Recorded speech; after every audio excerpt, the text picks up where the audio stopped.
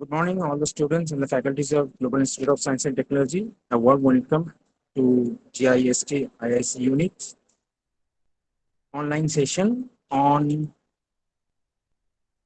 angel investment. So, what is angel investor? So, basically, proceeding to the sessions, let me now take you to the uh, previous sessions that we have learned how to accelerate on what is the incubation, how to think of a business idea, how to start it, what are the legal steps to be taken. So these are the all step by steps for some parameters we follow while listening to many experts related to entrepreneurship era and all these companies and the VCs and CEOs and founders of many companies. So today we are going to listen to a Zucate. Zucate is a team.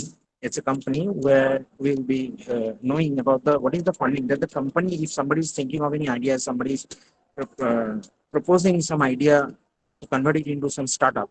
So it is having an incubation center. It is having some accelerator. Those who are helping initially, and somehow in the meantime at the very beginning it's very difficult for anybody to incorporate ideas into startup is basically the funding.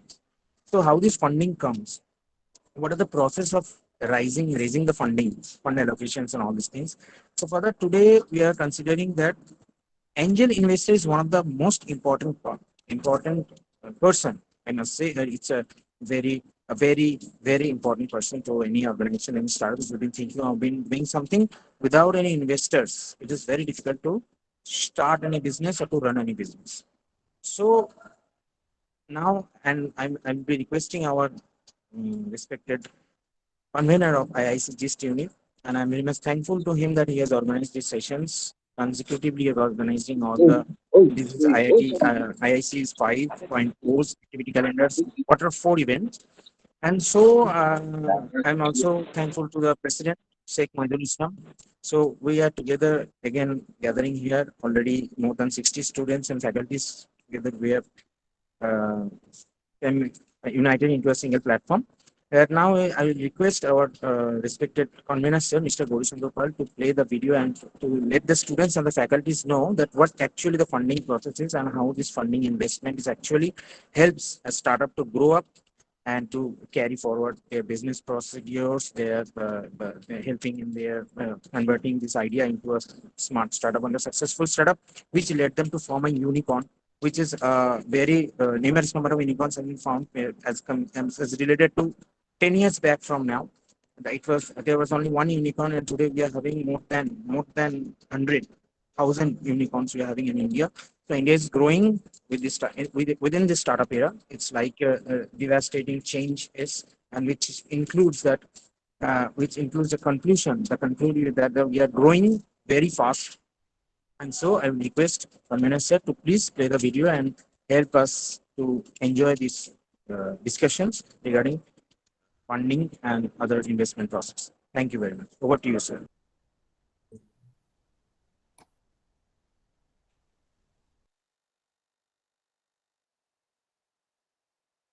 Confirm whether my screen is visible or not. Yes, it is visible.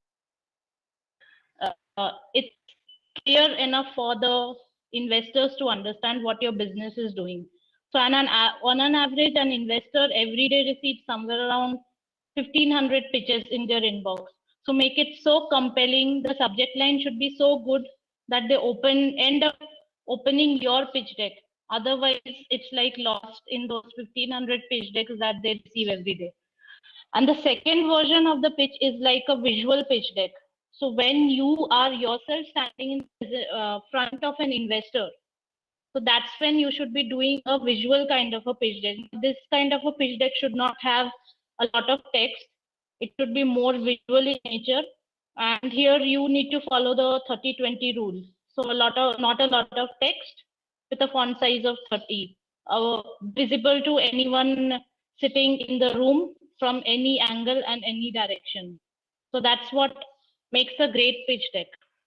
Now, what should you be doing while you are presenting your pitch is like building up a story. You should not be presenting your pitch just like telling something about what's written in the slides. So every pitch deck would follow a story that would have like your own experience, your own emotions going into what made you start that with that idea is what they want to listen into, because they actually end up listening to a lot of pitches every day, and it's like a very boring kind of an exercise for every investor. So make your pitch like a very compelling story, a story that has your touch and your emotions attached to it.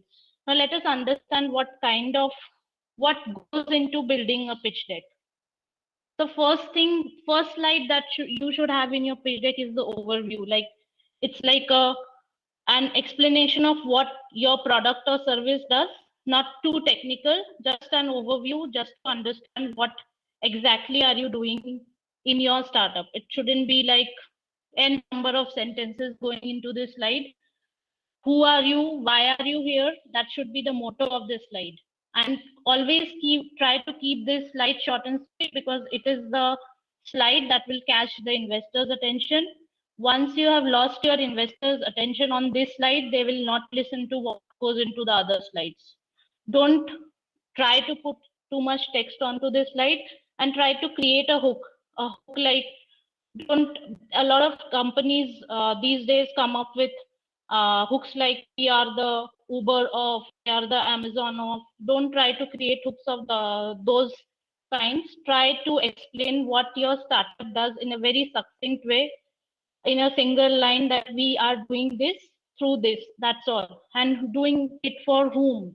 Don't try to put a lot of information here, because it's like either making it the pitch or breaking the pitch. So these first 2-3 seconds of your pitch would be like building your reputation, building an image of your startup. So also one word of caution, most of the times you would be getting hardly 5 minutes to pitch your idea. So don't waste a lot of time uh, explaining a lot of tech details while you are pitching, because no one is interested in understanding what your IP is. Don't show them lots of IP documents. Don't show them a lot of patent documents. They are not interested. They are just interested in understanding what kind of business are you going to do, who are your customers going to be. So those 5 minutes are the only thing, is the only time you get to interact with the investors. Just try to build an interest into your startup. Don't try to put too much information, and don't try to overdo things when you are getting a chance to pitch in front of investors. The next slide that you should have is the team slide. So here you have to show who are the people behind the idea, and what kind of roles are they playing in building your startup. Now most people when they build their startup, show themselves as the most important person in the startup. But trust me, no investor would put money into only one person driving a startup. So you need to build a team from day one, a team which has complementary skills. So if you are too strong with the tech part, then try to get a person who's very strong with the business part. An ideal team generally consists of 2 to 3 people, not more than that, because history says that when you have more than 3 people, the startup the team kind of breaks up, and it's like becomes a non-continuous entity. So 2-3 people, because you can handle all discords and quarrels that happen within the team. If you have only 2-3 people, it's manageable. So you need to talk about who are the founders, who are the key team members. Sometimes there are key personals that a startup has apart from the founders, like the CEOs and CXOs and CTOs. You need to name them, who are the core team. Don't go on bragging about entire team of 40 people that you have built, maybe developers and interns. Don't talk about them. You just have to talk about the key team members and key advisors and mentors. So when people of repute who are advising your team, who are mentoring your team, these are key advisors or mentors. Be very specific about your mentors, because not everyone is a mentor. Don't try to just put the name of a mentor just for the sake of it, because angel investors, all other kind of investors do know whether you are faking a mentor or not. And you should always have a mentor who is continuously involved with your team. And probably we always are investment firms likes mentors who have entered into an agreement with the startup. So probably you should also think of it in that way only, that you should be entering into an agreement and decide on what your mentors should be contributing to the startup and how many hours are they going to contribute weekly or monthly. So based on that arrangement, we actually try to I mean, as a startup, you should be portraying your mentors in that way. Otherwise, it's like another name in the team who doesn't contribute. A lot of mentors in the industry won't contribute, but you would see their names here and there in every other startup. So what other things that you need to put up in the team slide is like team members history. I mean, what kind of history? If you don't have any history, like you have started your startup just out of college, then just mention it that it is out of passion you are doing it. Then you talk about educational industry backgrounds for at least the advisors and mentors you have. So you all are students, I understand. So you won't be having a big history of your own team members, but you can always tell the history of educational background and industry experience of your key advisors and mentors, and also specify what roles are they going to play in the company, the founders, the mentors, the key team members, what are they putting in the plate for your startup. Next thing that you should focus on in this slide is like explain the unique value that every person has been bringing to the startup, because every person is in your startup is there for a reason.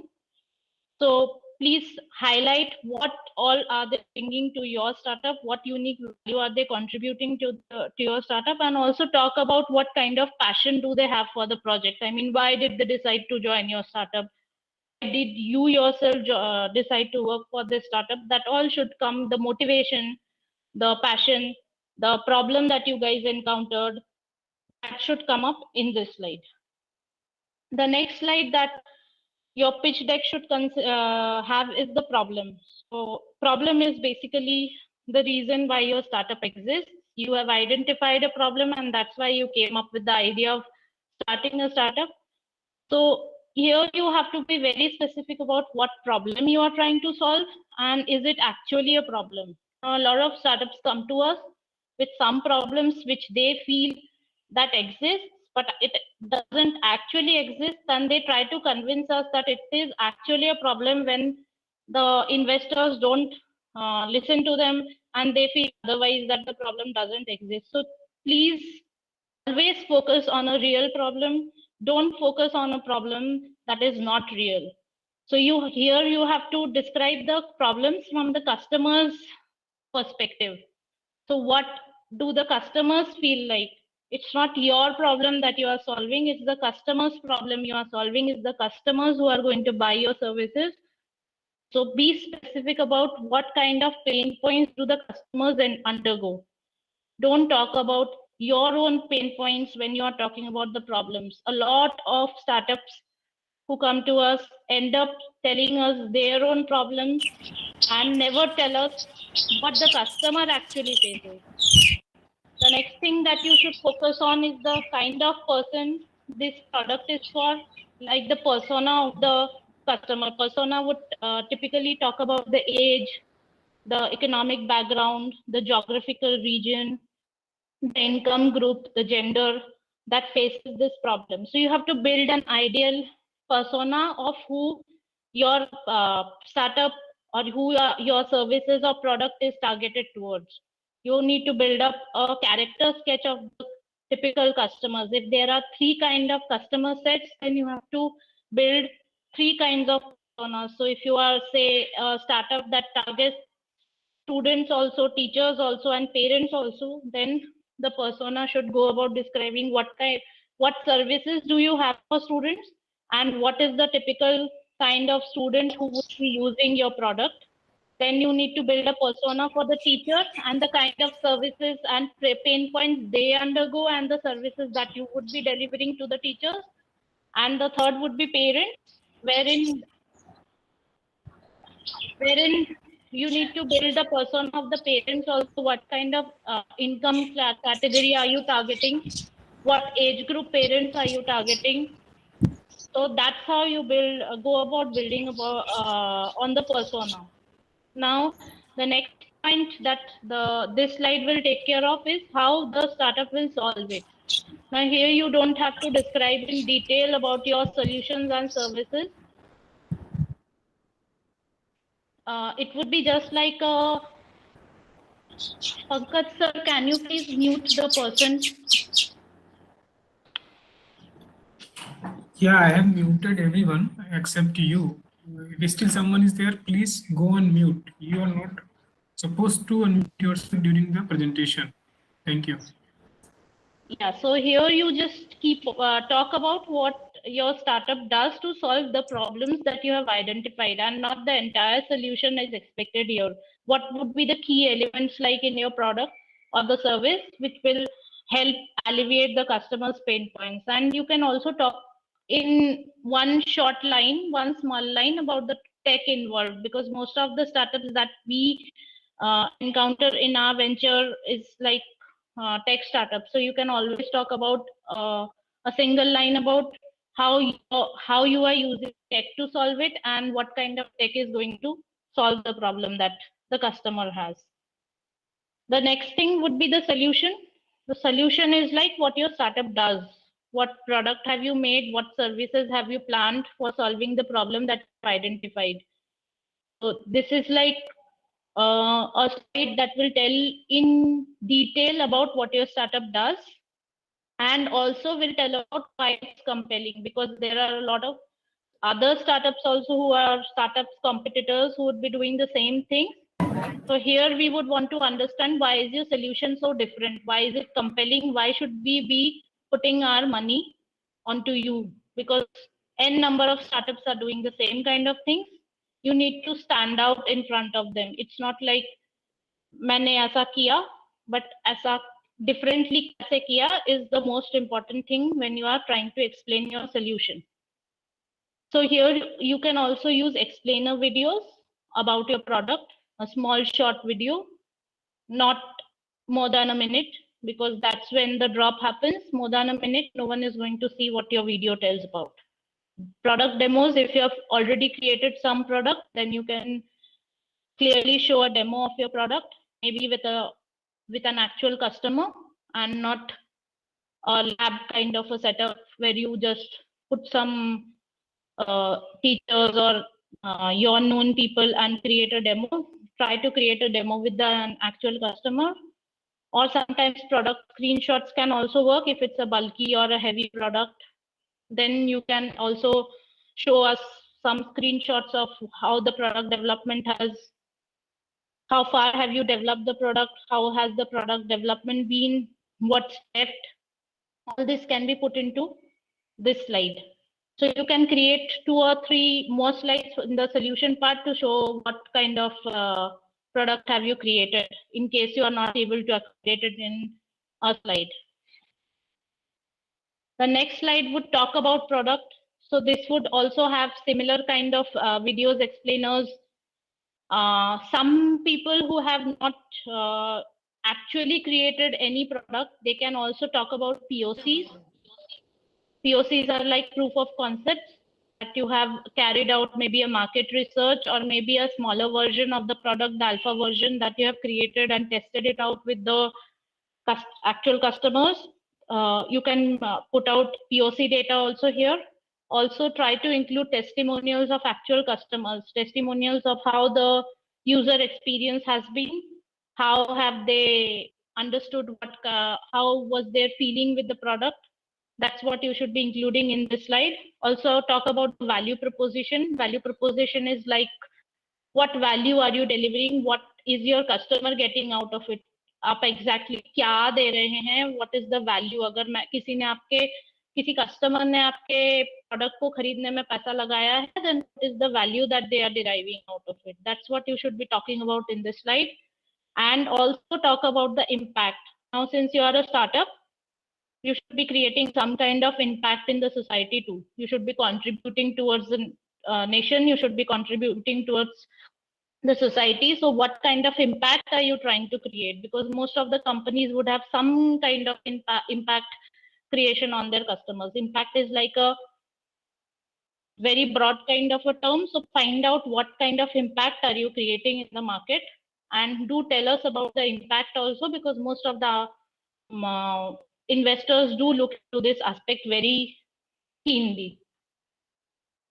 The next slide will talk about the market opportunity. Market opportunity is like how big is your market and what kind of market awaits your product.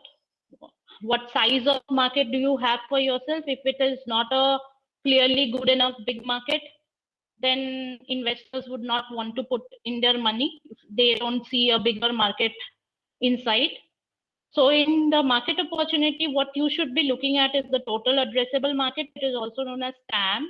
TAM is like the total available market or total revenue that you could be, that your product or service can earn if you could say achieve 100% of the market share. Say, agar you are selling soaps, you are making soaps, then your entire market, jisme you have no competitors, you have no other soap company operating in that market, वो जो size of the market है, वो जो 100% है जो आप achieve कर सकते हैं, is the total addressable market. Now the serviceable addressable market is that segment of total addressable market जो आपका product या service target कर रहा है. Not अब आप कोई भी product जो market में launch होता है, that cannot achieve 100% of the market, right? You have competitors, you have other aspects, you have low income group who might not be able to buy, then there you might be using some kind of tech which is not usable for, say, people who are not very aware of tech products. So you need to remove that portion of the market and achieve that portion of the market which you can actually address, which is actually within your reach. Now, if you are making a very high-end IoT device, then your entire market won't constitute of the villages probably, because they won't have the to support your service or product that you are going to deliver. So you need to remove all that from the TAM, and that's the addressable market that you can probably service. Out of that serviceable addressable market, that's SAM, you need to find out what your target market is.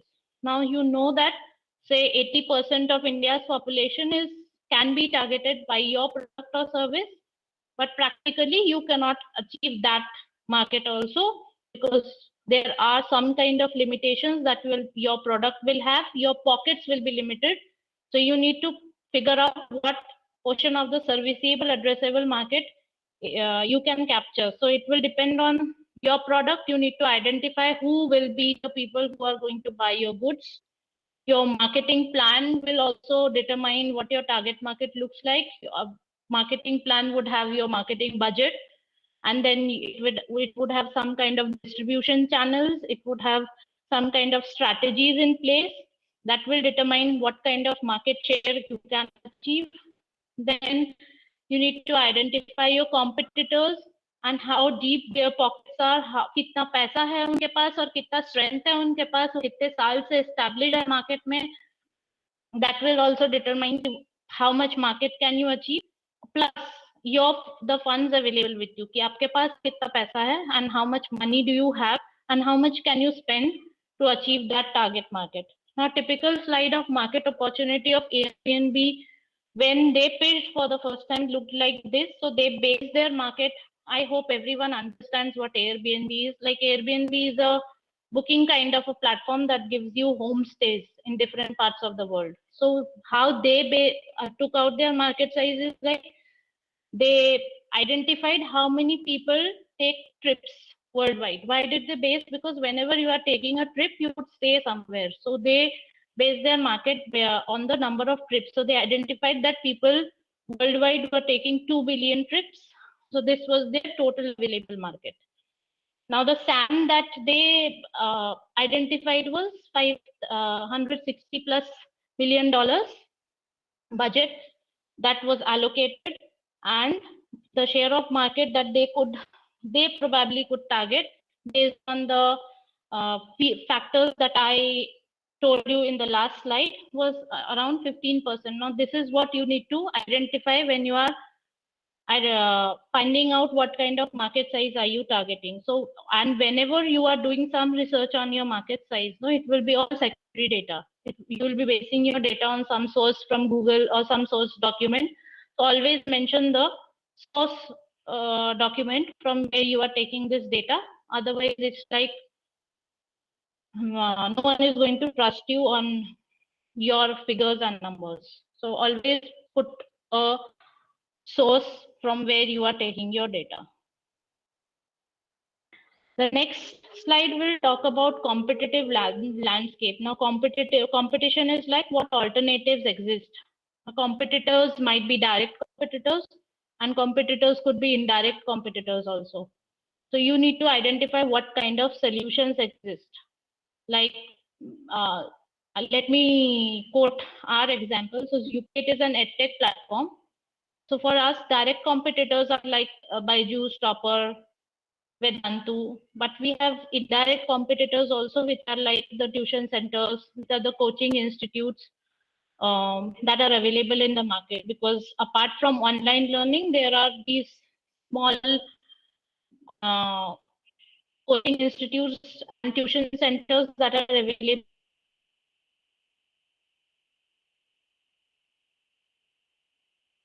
in Gali Mohalla, and these are also our competitors, because once a student goes there and pays there, they will be coming to UPET to pay. So we need to identify कि हमारे competitors कौन है. यहाँ पे सिर्फ direct competitors मत identify कीजिए, indirect भी identify कीजिए, because they are also potential competition for you, because they are also taking away that portion of money from your startup.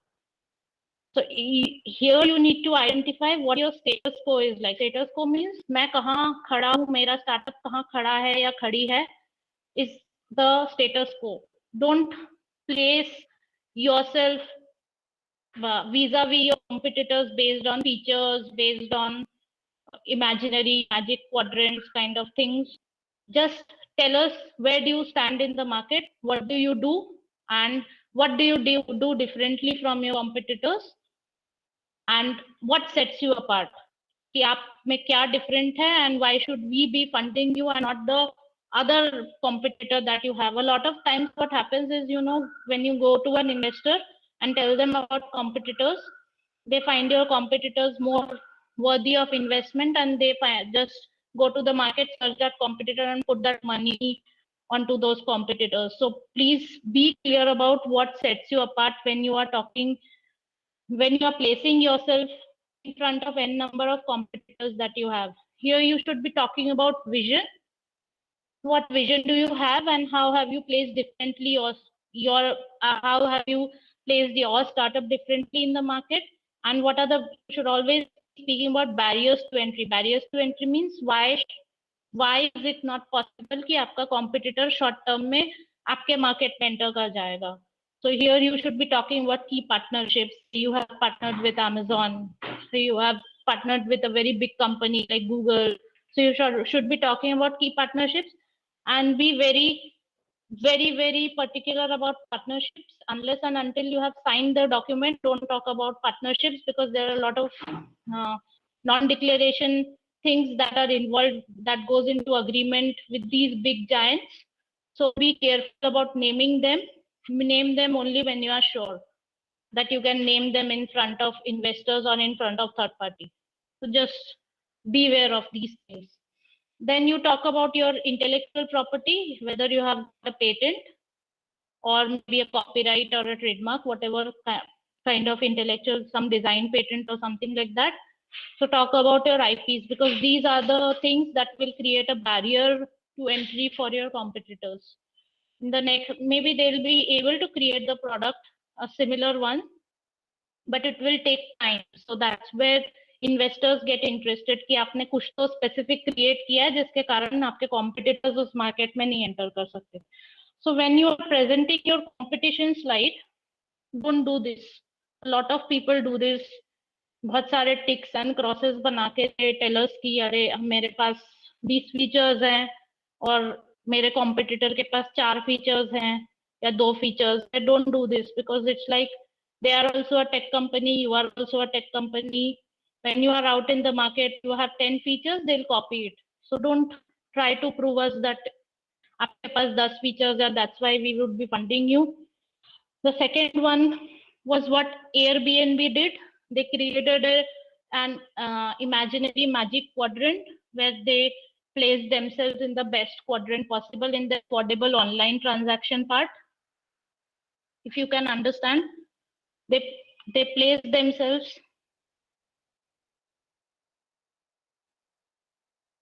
So they placed themselves in the best magic quadrant, and they told that the investors that they are the best because they were affordable and everything could be done online. Because since you are bragging about your own startup, you will always end up placing yourself in the best quadrant.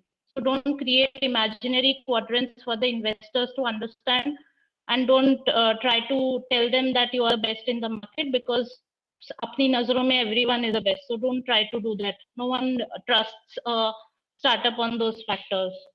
And the third thing that Slack did was like created a petal diagram and placed themselves at the center of everything, wherein they said that they are the ones who are the best because they had all the features combined, and they had everything in their app. So that is also a strict no-no when you are comparing yourself with a competitor. So don't try to do that. Because क्या होता है कि आप अपने आप को हमेशा best में पोर्ट्रे करते हैं, आपके पास वो हो नहीं हो. So don't try to place yourself vis-a-vis your competitors based on features. आप अपने आप को how are we different, what are we doing differently में place कीजिए and talk about your vision. That's the most important thing. The next slide should be talking about your marketing strategy.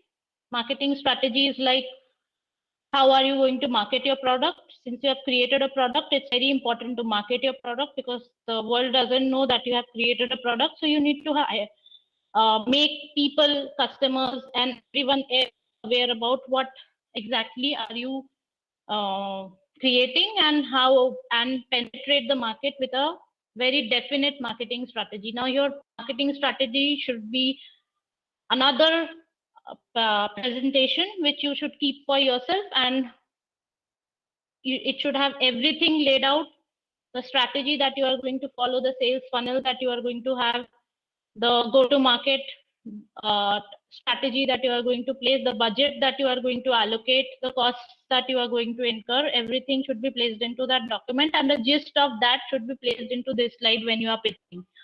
So you need to tell us how are you going to sell your product, what will be the mode of selling your product, and also you need to tell us how much will it cost to build that sales engine. Sales engine is like the entire sales strategy that you are building to sell off your product. So how are you going to market it is the most important thing. Be very concrete about your marketing plan. Tell us how are you going to penetrate into the your customer segment. Tell us how are you going to make them aware that this product exists, and tell us how are you going to sell it, and then tell us how much is it going to cost, because a lot of startups have allocate enormous amount of money to their marketing strategy, and then they end up having no money for their tech development or the salaries and every other cost that they incur in the startup. So don't do that mistake, because once an investor has found out कि यहाँ पे बहुत cost जाने वाला है marketing में, they'll not invest on your startup. The next thing that goes into your pitch deck is the business model. Business model is like, how are you going to make money? कैसे पैसा आने वाला है startup में? How are your revenues going to pour in? And when are they going to pour in? That's what your business model talks about. So here you need to tell us how are you going to make money? कितना पैसा मिलेगा per unit बेचेंगे तो कितना मिलेगा per service? How are you going to price your, if you are a service startup, then how are you going to price it? If you are a product startup, how much have you priced the product at? If n number of people buy, then at what point of time do you realize the money? How are you going to collect that money, whether through online channels, offline channels? How all this come into business model. Now, why is it important? Because everyone wants to know that you are out there to earn money. And even if you are not making a profit, it doesn't matter to the investors, but you have a solid concrete plan to earn money is what matters for investors. Now, there are certain examples of business models that are out there in the market. The first one is the commission model, on which most of the e-commerce startups work, like Airbnb. They charge a commission on every transaction that you do with the hotels and the homestays. Then there is freemium model, which LinkedIn follows. Companies like LinkedIn follows. LinkedIn gives you the first year product for free, and even YouTube does these days. So the first version of the product is free, and after that, it's like some videos and some features when you want to add on to your profile would be charged. So free to premium. That's what freemium means. Subscription model on which Netflix works. Every month they give you a charge, somewhere around 700 rupees, and you have to again and again subscribe every month. Marketplace model is what is followed by Flipkart. So they take commission from every seller in the marketplace that they have created, the e-commerce portal that they have, उसमें से हर seller में से they take commission. That's what every product का अलग commission. That's a marketplace model. Bundling model is what McDonald's does. So everyone who has gone to McDonald's must have seen that they make combos, and that's their most selling model of McDonald's. Adobe Creative Suite अगर आपने use किया है तो एक product के साथ दो चार प्रोडक्ट और बंडल करके they increase the price and sell it off. Razor blade model is like followed by Apple. What happens in razor blade model is the first is like जैसे razor blade होता है जो shaving के लिए use करते हैं, उसमें first वाला जो आप razor खरीदते हैं that is more pricier than the replacement ones. So they, what Apple does is they sell their MacBooks and iPhones for a very high price, and then they keep on charging you for smaller services. So they sell off the high end product first, and then thoda thoda karke they collect from every product. That's the razor blade model. Product to service model is what Uber does. I mean, they have a product, they have cars with them, which they take on rent, and they offer it to you as a service. You use the app and book the car and use it as a service. That's product to service model. A product to service model is quite popular these days. A lot of companies do so. Leasing model is like followed by Furlenco. If you have heard about a company known as Furlenco, they actually rent out or lease out furniture for people. So every month you have to incur some costs for taking that sofa or maybe bed or whatever furniture you require in your house, and they take a lease out of it. So every time for a month or have monthly plans, they have either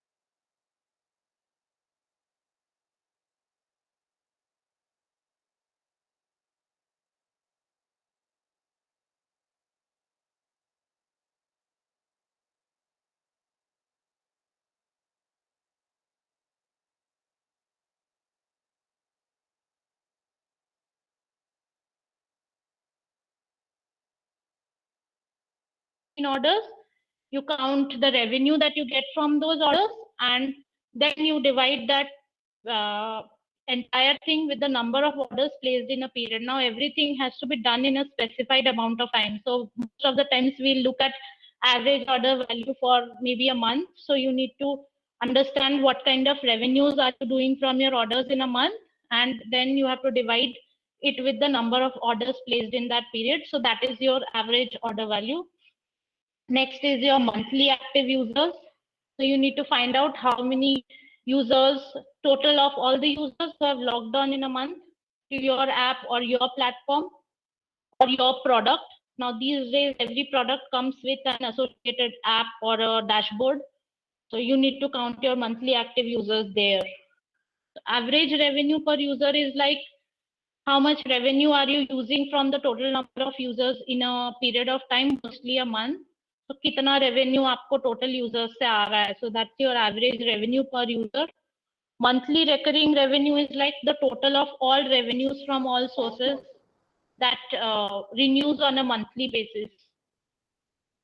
Next is the revenue run rate. Revenue run rate is basically an indication of, say you are earning 50,000 per month, then what is your total run rate for 12 months. So that's what it tells you कि आपके पास कितना पैसा होगा in the next 1 year if you earn at the same rate as you are earning now. अगर अभी आप 50 earn कर रहे हैं तो we calculate it on that number, because किसी महीने में you will earn more, किसी महीने में you will earn less. So that's what we do, an average kind of a thing, and understand what revenue run rate are you having. Now next is contribution margin per order per customer. Why is contribution very important? Every investor would look into this metric, because it would actually tell you what money is coming into your bank account. It would be like the total revenue, and you subtract all the costs from the revenue and divide that with the number of orders that are placed. So that is what is the money coming directly to your bank account. That's the basic net earning that you have. So this would be looked upon very, very seriously by any investor. This is one very important metric, contribution margin per order. The next important metric is customer acquisition cost. Customer acquisition cost is like how much are you spending to get that one customer who will buy from you. आप कितना खर्चा कर रहे हैं? You will take into account every marketing expense जो आप कर रहे हैं to get that new customer. So average जो Flipkart और Amazon spend करते हैं to get one customer is somewhere around 1400 to 1500 rupees. So you have to be very clear about what customer acquisition costs do you incur, because most of the startups have a huge customer acquisition cost, and that's where they make losses. They spend a lot of amount of on marketing to acquire one customer. So this metric is another one which is always looked upon by investors. The third is metric that is always looked upon by investors is CMAM, which is contribution margin after marketing. So it's like revenue minus costs minus your marketing expense. जितना आप marketing पे खर्चा कर देंगे वो minus करने के बाद आपके पास जो बचता है, that is your CMAM. So that is something which is looked upon very specifically by investors.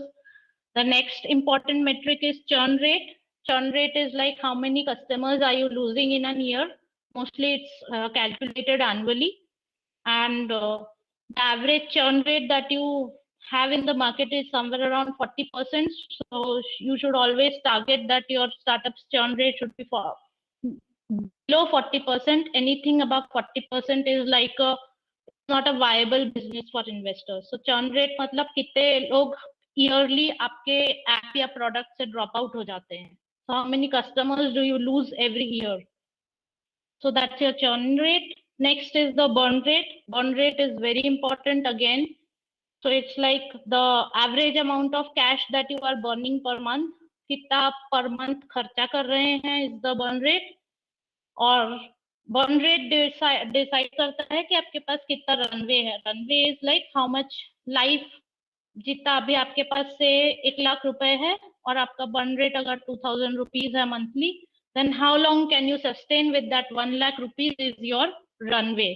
Why is it important? Because it will tell you कि आपके स्टार्टअप के पास कितना टाइम बचा है और उससे जल्दी आपको फंड रेज कर लेना चाहिए. So burn rate is very important. Based on burn rate only, investor, you should be deciding on what amount to ask from investors, क्योंकि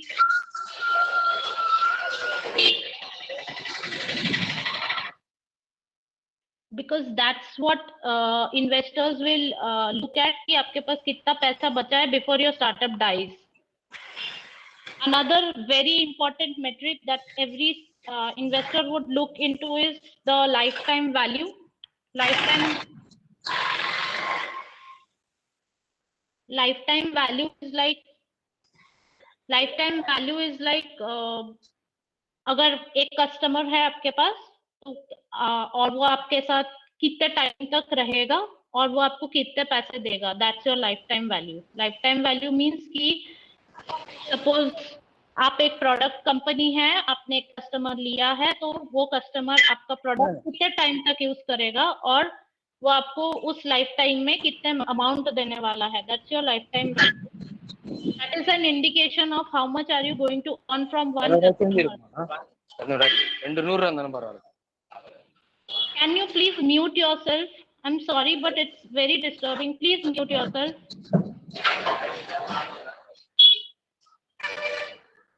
Please mute yourself, please. It's a request.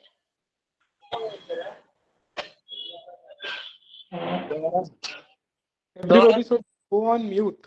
Otherwise, I will expel you from meeting. Just go on mute. I have requested multiple times.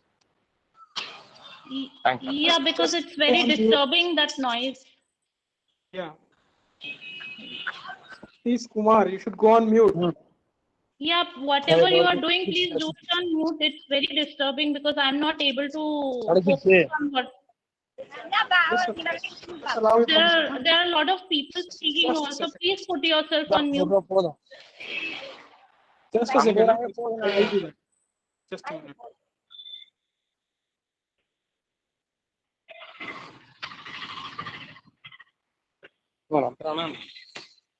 Yeah, so lifetime value is like how much money are you going to derive from a single customer and what lifetime are they going to stay with you. Now, these are all based on assumptions. So while you are assuming, please also look into the industry standards. When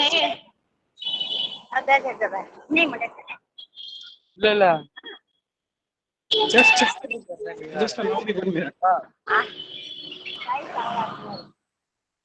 Pankaj sir उनको mute पे डाल दीजिए please. Sir, just a minute. Just a minute.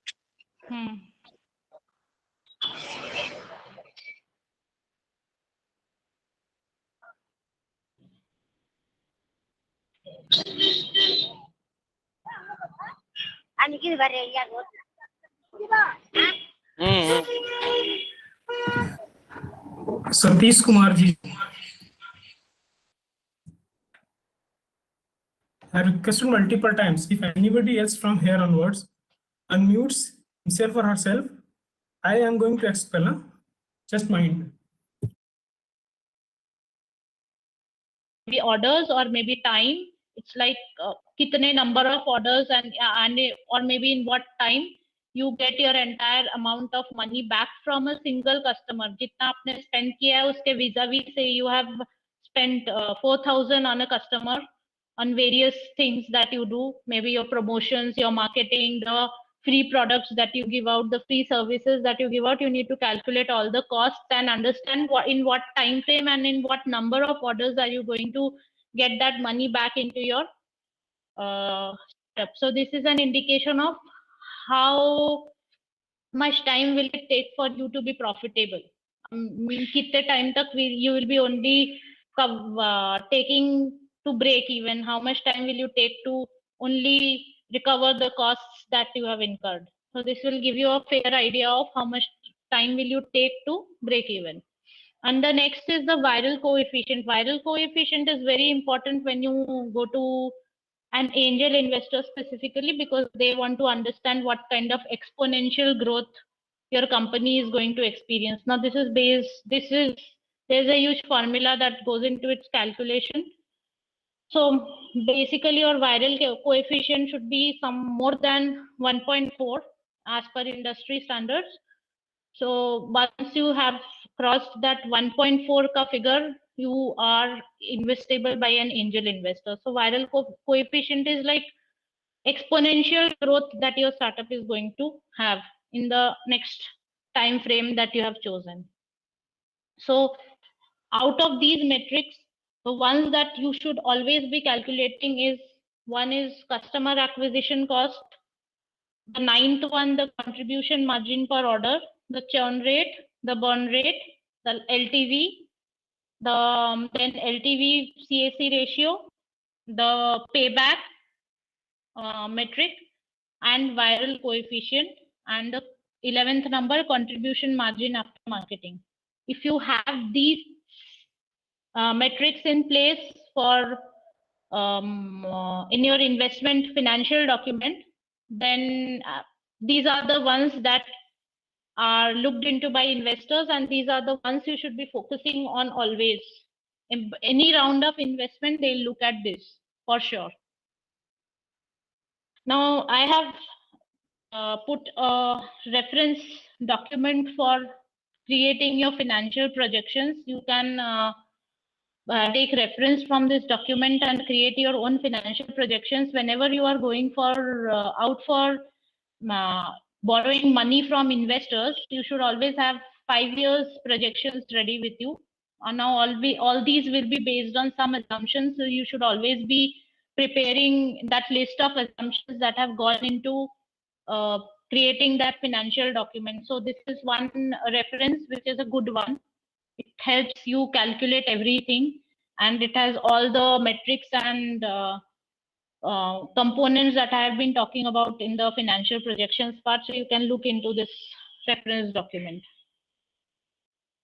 The next slide that you would be talking to your investor is your funding requirement. Here you would be talking about how much money are you looking for, kitna paisa chahiye aapko, how much money do you need, and how long is this money going to last.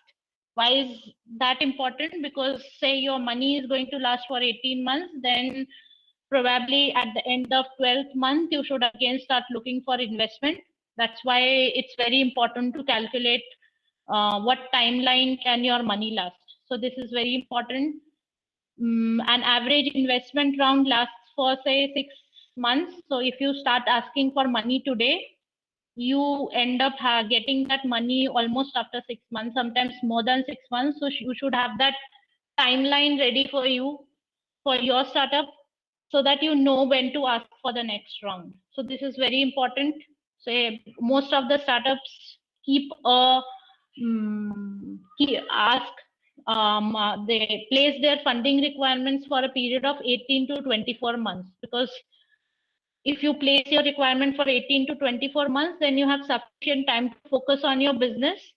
So first 12 months you are focusing on your business, and the next 6 months you can then again place your focus on the funding part, because by that time you will have a team who would be working on the business part, and then you can all focus your energy and everything on the funding part. So you should always try to keep a timeline of 18 to 24 months when you are asking for money, and also tell them what are you going to do the money, what milestones are you going to hit with that money, what goals are you going to, because paise aap मांग लेंगे और utilize भी आप कर लेंगे, marketing में कर लेंगे, tech में कर लेंगे, but what are you going to give them back in return is very important. What are the milestones? Say I'll hit this much revenue in 3 months, the number of users, the average revenue that you will do, or maybe you will say that I'll break even. So you need to specify your goals. What kind of goals are you going to hit with that amount? And the last slide, which is a very important slide, is contact slide. Lots of founders send us pitch decks without any contact details, and we don't know whom to reach out in case we like their pitches. So please put out 2 phone numbers and 1 or 2 email IDs. so that investors can always reach you. And if you are presenting in person, you should always stop your presentation at this slide so that any investor who gets interested can note down the phone numbers and the email IDs that we have displayed on this slide. So please do put a contact slide whenever you are pitching. Now let me talk something about angel investment. Angel investment in itself is a big workshop, but I'll talk only the basics, because at this stage you need to know what angel investment is like. So angel investor is the first person who invests into your business, a third party person. Now your friends, family and relatives also put money into your business, but they are not angel investors. Angel investors are like registered kind of investors, registered with some portal, or they are known in the industry to be angel investors.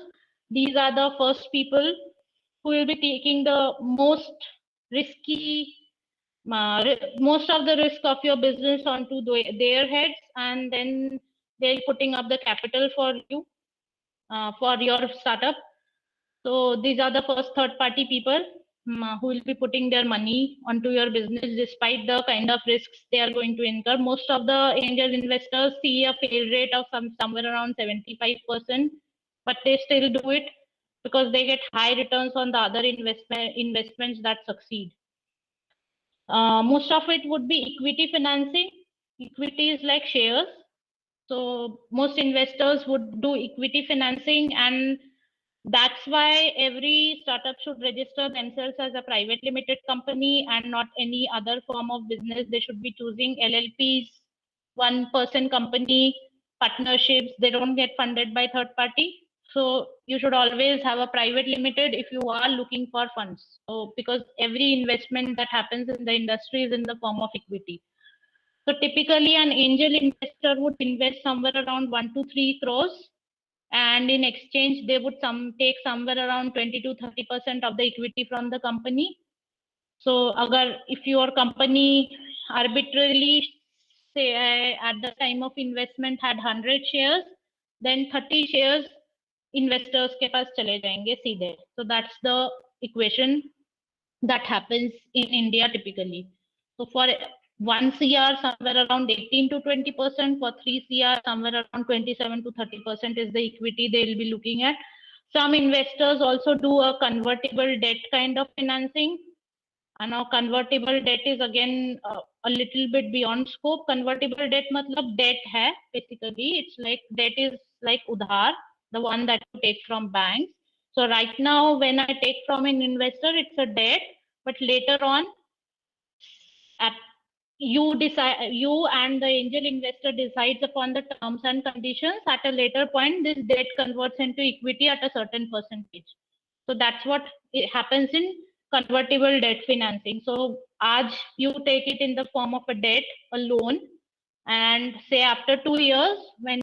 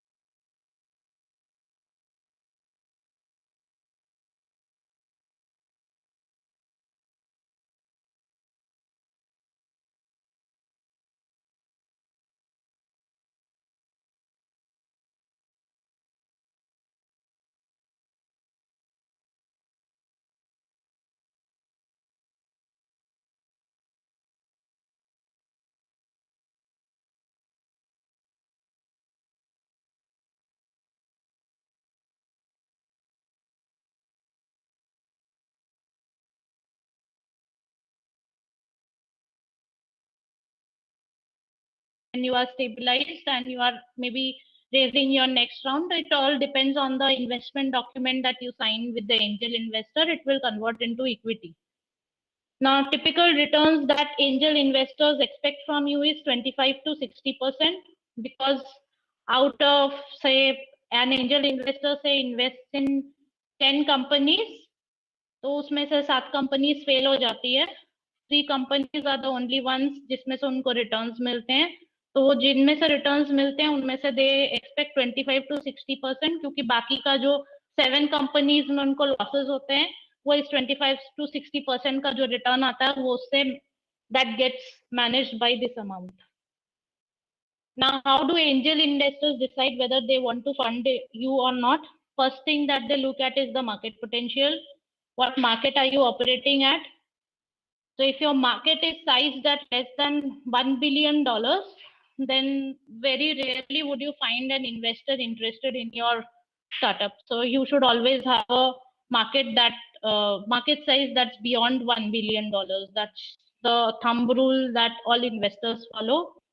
Then they look at the team, whether they are complementary and diverse, and whether they'll be able to execute. So when you are putting out the team slide, be very, very careful about what you are putting out there. So if you are putting out a team of 4 techies, say from IIT Bombay, then probably you can get funded, but the chances are that they'll still be not interested because you don't have any business capabilities that have come to your team. So you should always have a diverse, complementary skills kind of a team that has all kind of skills to execute a business successfully. The traction slide that I mentioned, some kind of validation, some numbers, some figures that makes the investor interested. Then the investor relevance, you need to find out whether that investor invests in your sector. So you need to find out the history of the investor you are looking at. Not every investor will invest into all sectors. Every investor has an interest sector, and if you go to their website and look at their portfolios, you'll be able to identify which sectors are they investing onto, and choose only those investors जो आपके sector में invest करते हैं. And the X factor, every investor is looking into some kind of X factor. X factor is like what sets you apart in the market. How are you different? That's what is the X factor like. Now this is very simple to enumerate, but it's very difficult. It's very difficult to please an investor when you are out there with your pitch. So be careful with these slides. You should always be trying to set your startup out differently so that they get interested. Now, common angel investors in India are like Indian Angel Network. These are the very well-renowned ones: Chennai Angels, Mumbai Angels, Chandigarh Angels, and Venture Catalyst. These are very established, very renowned, out there for a long time angel investors in India. And there are certain people also who invest in their individual capacity, like Flipkart founder Sachin Bansal, Vinny Bansal, then Snapdeal founder Kunal Bahel. They also Ratan Tata, then Paytm guy. So these people also invest in their own capacity. So you can always look at an individual or maybe these bodies. So you have to choose wisely, and you have to determine which angel investor to choose based on the kind of sectors they put their money onto. Not every investor will put money onto your sector, and you need not get disheartened because someone has rejected you. It's because they are not putting, either they are not putting money onto your sector, or maybe you are too early for them. So that's how the angel investment scenario works. That's it from my side. Now I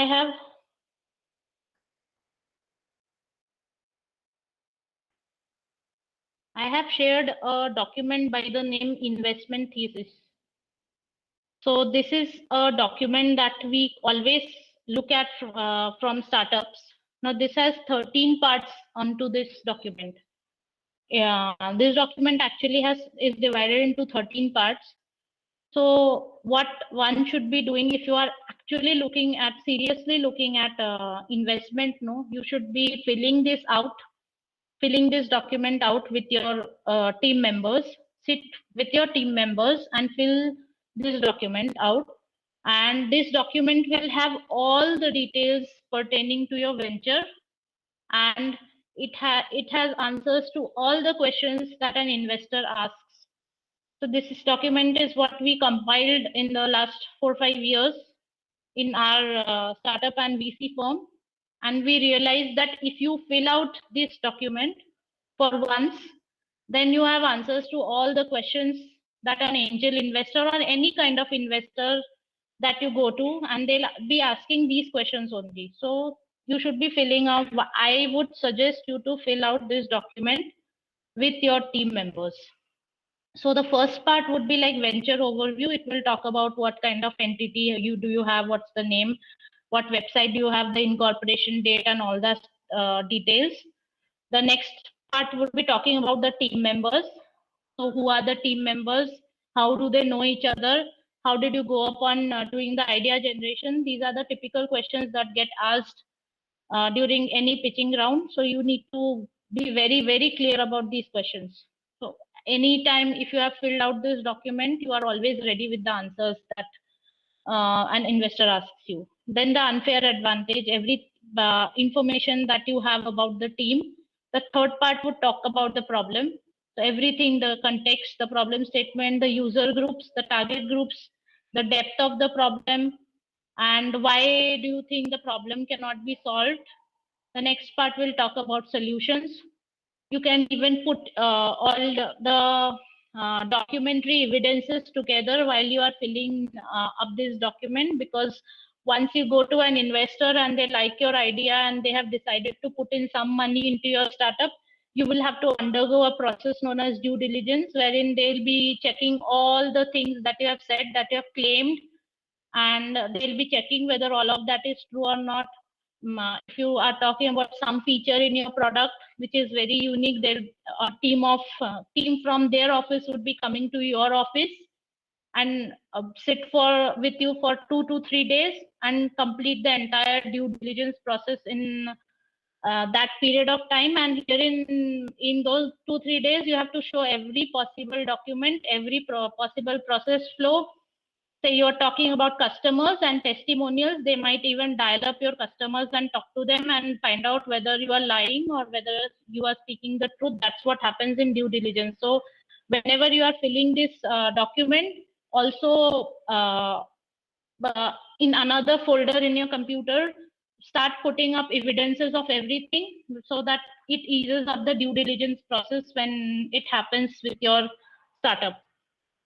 So a typical due diligence would check all the documents, just say your incorporation, your PAN, TAN, every financial associated with your startup, then your product.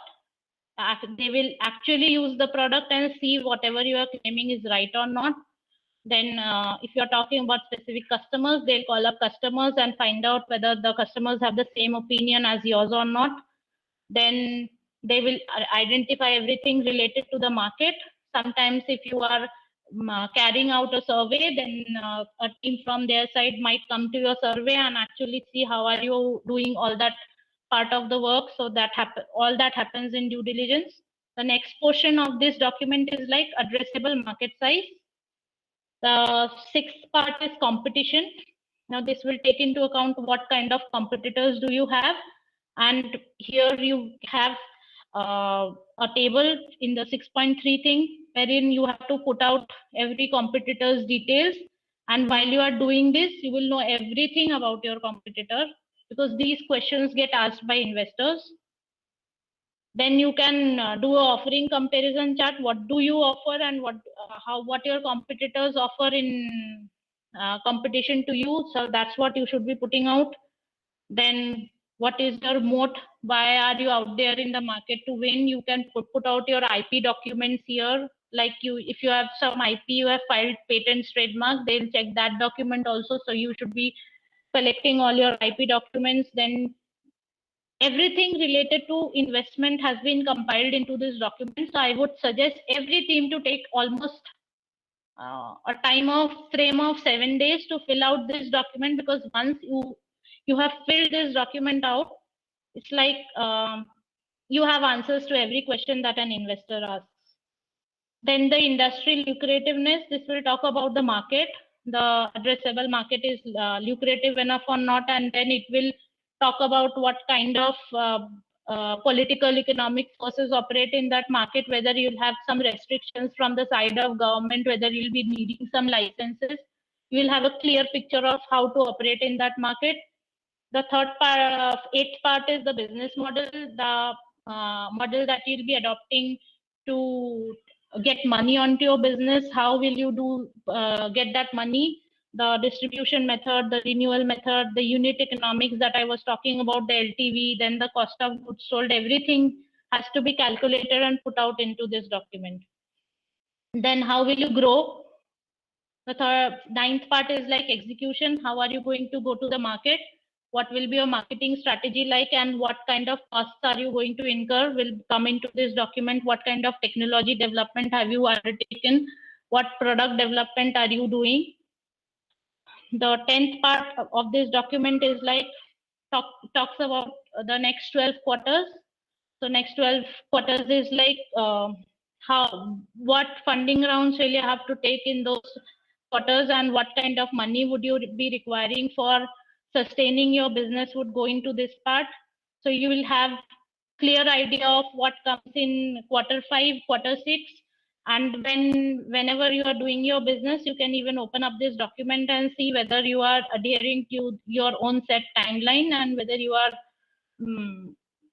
doing what you have the targets that you have set yourself up for, whether you are fulfilling them or not. The 11th part will talk about risks. Risks are very important because you need to identify what kind of risks will go into the business. What risks could actually make your business die down, and what kind of mitigation plans do you have. At present, some of the startups won't consider this seriously, but trust me, at later point in time, you will see that all of it needs to be documented, because once documented, you always have a document in hand to refer to when you have landed up in some kind of trouble. The 12th would be your capital structure. What kind of shareholding do you have right now, and what investments have you already raised, and how are you planning that the next investment round would come into this portion. And the 13th part is investment and exit, wherein I have enumerated what stage investment is at what amount, and what kind of equity would they take from you. For example, for seed stage is the one that angel investors come into, and what kind of valuation they'll be looking at, what kind of equity you'll have to dilute, and what kind of timeline would be required. I have enumerated everything onto this document, so please go through it. You will have a fair idea of how investments go about in the startup community, and at what stage you should be approaching whom, and what kind of amount you should be expecting at that stage, and what kind of dilutions from your side, I mean, what kind of equity would you be losing at what stage, is enumerated in this table. Based on this, you can then decide what kind of capital stage are you at, what investments are you looking at. You can even enumerate the potential investors who could be investing, and you should be sending your pitches across to them. So this is what I expect everyone to fill up in the next 7 days, because it would give you a fair idea of where you stand and what is the current scenario of your startup. That's it from my side. I would be happy to take questions now. Thank you very much, madam. So now we are open for the question answer session. If anybody is having any query regarding this session, they may please ask. You can now unmute yourself also. This reference document, someone has asked in the chat that can the link for reference document posted in the chat. I will be emailing this. I have already sent you this. I'm again emailing it. You will receive in 5-10 minutes. So if anybody is having any query, please come out. I can even share the PDF with you. We can maybe share it with them. Yeah, that will be great. Please share that with me. I'll attach that in the email. Yeah, sure. I'll do that.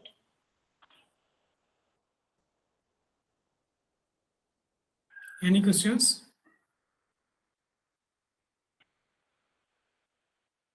You can also ask in the chat box.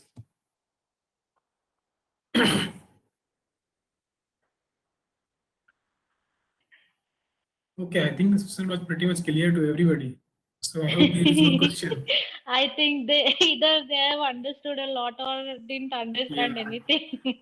The session was pretty No, sir, it was very self-explanatory, so I think they have understood very clearly. If anybody is having any query, they may please ask. Ma'am, No, sir, everything was clear. Yeah, please come one by one. Yes, sir. So, ma'am, the query is like you mentioned that in the case this is an enterprise or a B2B software, then we need to have letter of intents. Yeah. So we are operating in the education space, and we went to educational institutions like schools. They denied us any LOIs, saying that we should trust them on their word. How we can tackle this? I mean, we have 3 pre-orders, but we don't have any legal work to prove it. How do you say that they have pre-ordered? Have you got any money from their side? No, ma'am, that's the point. So we don't have any money from them, and they don't even sign LOIs. But they're like, we have told you, we have given you a word, and we won't go back on it. But how can we do one thing, draft an MOU and try to get that MOU signed from them. So that way you will have a clear picture of whether they'll be wanting to actually buy it out from you, or is it like just a fake kind of a promise? Ma'am, actually, we actually tried MOUs first, and they were skeptical on signing anything. They're like, there's a management who needs to approve this first. So they're telling it's a long process. So we cannot sign anything. You have to trust on a word. We start our sessions from April, and then we'll call you in the March. Okay, then you need to do a follow-up with them right now, so that whenever, I mean, schools have a very typical pattern that they decide the budget for their next session in March only. So that's when they'll be deciding whether they'll can accommodate your costs onto their school's kharcha or not. So that's when you should be following up with them, because before that you cannot do anything, because school ka management is like a long process. And if you are wanting to get investment before that, then practically in India, nothing of that sort is possible, actually. Because you need to have that document with you. Either some kind of transaction needs to come to your bank account, or maybe a promise document or a letter or an agreement needs to be in place. Even in that case, an angel investor or any investor for that matter won't trust you, because schools का क्या है ना, वो लोग back out कर जाते हैं. So you need to wait till that time. That's the only solution that you have right now. All right. So exchange of emails won't work here? Not actually, because when the period, I mean the March time frame comes, no, they'll have trustees meeting, and that's when they will put up your proposal in front of those trustees and find out whether actually the school would be ready to pay or not. That's the problem. So you need to wait till that time. All right, sure, makes sense. Thank you. If you know any parent who has contacts till trustees, then try to go through that route. We have got into trustees, and trustees and the entire management is sure. That's when we have a pre-order, but they are not. They are hesitant to sign anything. So yeah, they won't, because you know what, schools में ना parents का भी होता है बहुत कुछ. I mean, parents need to also comply with what the school says, because ultimately it's the cost. It's a cost that will be added to parents' pocket, right? So they'll have to have a meeting with the parents also, and the entire management needs to decide that they'll be investing onto something like whatever you are offering them. So you need to just wait till March because they'll be allocating the budget for the next year in the month of March only. All right, makes sense. Thank you so much, ma'am. Yeah, thanks. Ma'am, Yeah, sure. ma'am, am I audible? Yeah. Yes. Ma'am, our project is for the defense sector, ma'am. So since it's for the defense sector, we are not able to find customers or like test our product with them. They are like so much into the security and other things that we need like prior license and other stuff. For us to get a prior license itself, there is like so much of process going on, and there's so much work going on for that, ma'am. And we are literally like not eligible to get those things. Only through investors and other things we can go to it. Even though there are some private investments in this defense sector, not everything is given to us. We are not able to go and speak to the customers, the real customers. So how do we go about this, ma'am? Because it's a very good project and it's a very good innovation. But how can we take that forward, ma'am? Who are you talking to currently? I have tried to like speak with some scientists in this regard, ma'am. The basic DRDO scientists, but they are like, no, it is our internal policy matter. The first thing, and the next thing, when I tried for some investors, they are like go through government competitions, like these contests. They are like go through the government contests. Yeah, you will have to go through the Ministry of Defense contests. Because you know what, when investors see that you are dealing with the government, no, the government is like a lot of delays and a lot of compliances that you need to have. So investors are a little wary of when you are working in the B2G sector. B2G in the sense B2 government sector. So what you need to do is penetrate through the ministry competitions that they put up. I mean, Ministry of Defense does put up competitions. You need to go that way. You need to get funds that way.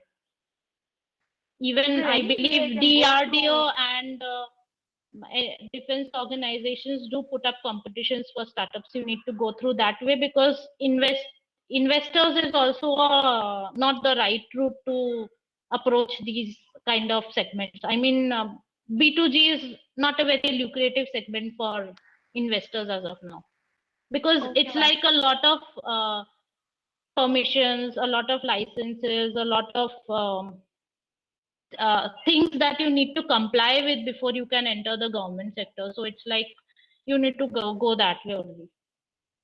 Okay, ma'am. There are actually some private companies like L&T and those things. Yes, yes. They There can are also take companies this up. who work for Ministry of Defense and they also float out competitions. So you need to see who is the defense sector working with and then check out, go to Startup India portal. Most of the competitions get listed there. Most of the competitions from any ministry, from any private company, they do get listed there. Do go to Startup India, you'll find one. For sure, you'll find one. Ma'am. Okay, ma'am. Thank you, ma'am. Yeah.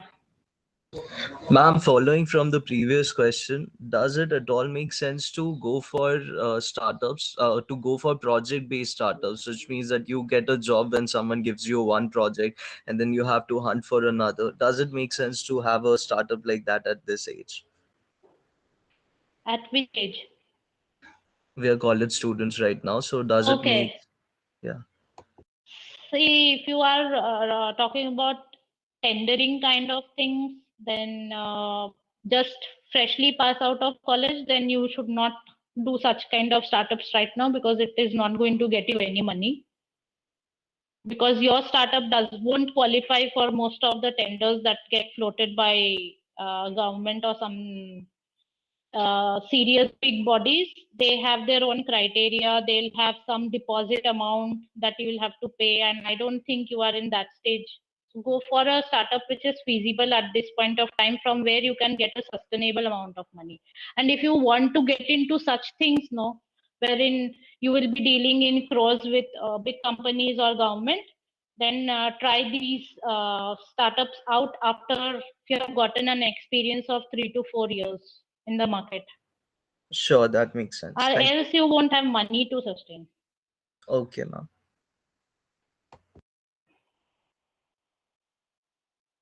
There is one question in the chat that if my competitors are international, do we need to include them? Yes, yes, you need to include global competitors as well, because your competitors can enter India at any point of time. So there is no restriction for them to enter India. So you should list out your, if they are big enough and they are geographically, placed in many countries and not limited to a single country, say only Finland they are operating in, then you need to list out those competitors who are operating in multiple companies. Because see, for example, Amazon was operating out of US and then they suddenly came to India and they took over Flipkart like anything. So you have to have an eye for global competitors as well.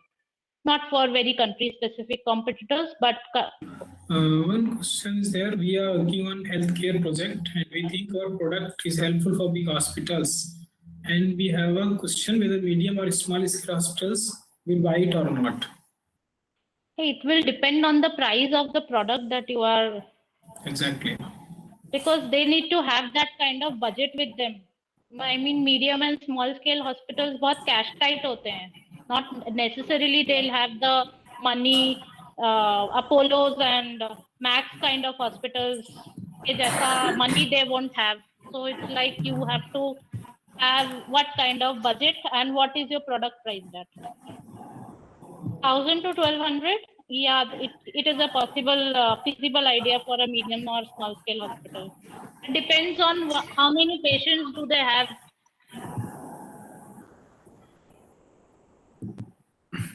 Okay. Any other question? What does biopackaging mean?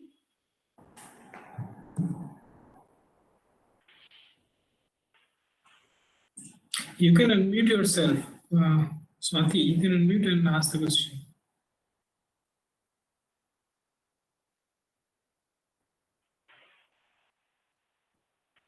No, I'm asking biodegradable packaging for what? Food. Yeah, it's a feasible idea. Most of the companies and everything, the government is also very convinced about biodegradable packaging. No one would ever deny you that biodegradable packaging is a very bad idea. Even McDonald's has its own biodegradable kind of straws and plates and everything. So you can always convince the market about biodegradable, provided it doesn't add to their cost too much. It shouldn't be a very costly thing for them. Okay. Thank you. I hope there are no other questions. So we'll be calling our further session. Thank you very much. Anyway. Excuse me. No question. Yeah, Bilalji, please. Yeah, go ahead. I wanted to ask that our technology is led, but it's more of a technology and on it and research papers. Technology is focused for companies. So will it be a feasible concept in execution? Will it be a feasible? Ma'am means feasible concept for this type of funding, Or this type investment? Fruits and vegetables. So as it is coated on the basic perishable food, how can I find the target customer for this? Okay, madam, would you like to answer that? You have devised a nanotechnology coating for fruits. I have used the nanotechnology to make a solution. So it is a solution that is coated on the fruits and vegetables instead of coating with wax. So I'm replacing this wax coating with my edible nano coating. Okay, then you should be talking to. And what does this coating do basically? Sorry, ma'am. What's the utility of this coating? So as we all know, like wax coating and everything have its own side effects like cancer and all. So this nano coating won't have any side effects, and this is naturally derived product. No, I understand, but what does it do? What's the value add when you coat your fruits with this? To increase the shelf life of this fruits and vegetable. Okay, then you should be talking to cold storage or storage companies, because they are the ones who would be storing the fruit, right? So they would be wanting to increase the shelf life of the fruit. Okay, ma'am. It is not farmers who are going to store it. It's the cold storage, the government who store these kind of products. So you should be approaching them. Okay, ma'am. Yeah. Thank you. Yeah. Ma'am? Yes. Ma'am, and connect to my previous question regarding the defense thing, ma'am. Yeah. If I lightly modify my customers, like instead of the defense sector, if I have it like something like a security application or something of that sort, it will be applicable for commercial customers also, ma'am. If I do a little Yes, change right. in that, Then then my market would change. So I in need to that first way, understand what kind of security solution is it? Is it a cyber security solution or is it a general security solution? ma'am, it is basically a surveillance related, ma'am. Okay, surveillance related solution. Then there Yes, are a ma'am. lot of commercial companies also would be interested in it. There are CCTV companies and I don't think you need to be restricted to defense sector only in that case. Okay, ma'am. Then You know what? You should always be trying out your first solution with commercial customers before approaching the government, because government will always look for some kind of validation in the market. Once you have had validation from certain number of players and say good trusted names, that's when government does entertain you in that matter. okay, ma'am. Then I'll pitch my business plan in that way, ma'am. Yes, right. You can tweak your business plan to cyber security and the general security companies, the surveillance companies. A lot of companies are there who would be interested in these things. Okay, ma'am. So I have to approach the surveillance companies and companies related to that, ma'am. Yes, you're right. And later on, when you think you have reached that stage where you can maybe probably approach government, and also in the meantime take part in government defined competitions which are from the side of government, so that you are, getting where you want to actually reach. Okay, ma'am. Thank you so much, ma'am. Yes, right. Ma'am, I have one more question. Yes, please.